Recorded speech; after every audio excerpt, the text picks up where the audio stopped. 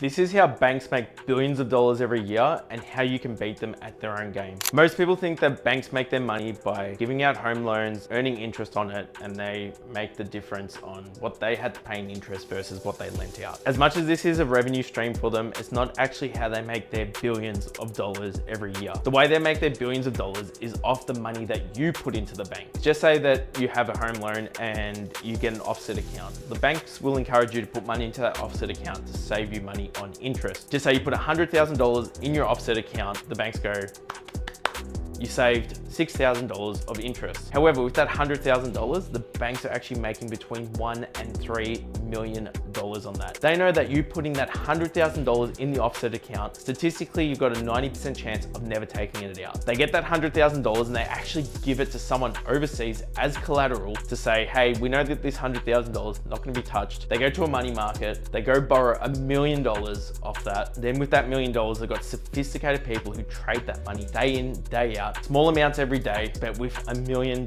they end up making $1 to $3 million a year off your $100,000. So how do you beat them at their own game? Leverage up. What that means is use as much of your equity and take as much money out in smart debt that represents your investment strategy. So get advice on that, but you can use maximum leverage of their money onto your income producing assets to help grow your wealth and beat them at their own game, because the banks are just doing the exact same thing with your money. If you want more wealth tips and advice, follow this page.